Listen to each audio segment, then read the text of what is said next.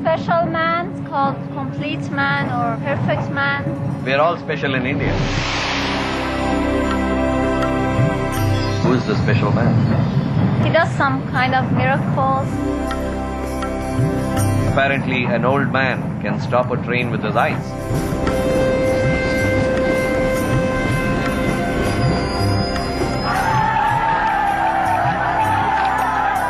रोकी ये तो ड्राइवर ने रोकी है.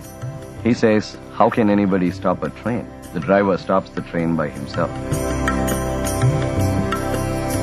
اصلا شیفته چه آدمایی میشی؟ Nobody goes to visit the complete man by car. They go by foot. من اومدم هند دنبال گاندی.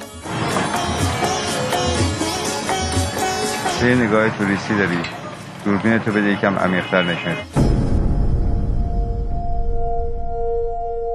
فقر، بدبختی، ناتوانی، مثل اینکه همه پذیرفتن.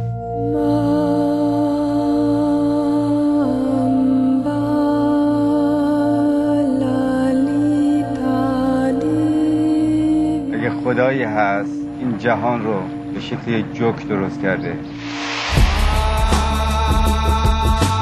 جواب خدا به فقرا خوشبختی های کوچیک کوچیکه. احمقم اومدم هند دنبال عشق تو. حالا تبدیل شدیم به دوتا آدم رویایی. کجا میری؟ من به خاطر تو همه چیمو گذاشتم. من به دنبال تو راه افتادم چون فکر میکردم تو در جستجوی حقیقتی. آدم حقیقت یافته فاشیست میشه.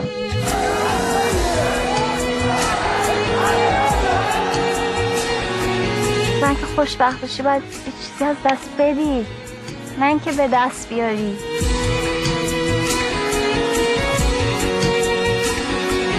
We should not be afraid of death. Here, death and life are seen together. دوست دارم. دیدی وقتی اینو به هم نگفته بودیم هم چقدر قشنگه میشه. ما با هر قدمی که برمیداریم لااقل یک مورچه رو میکشیم.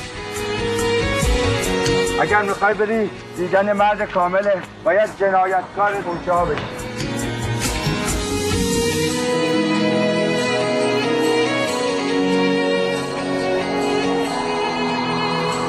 فریاد مورچه رو شنیدی؟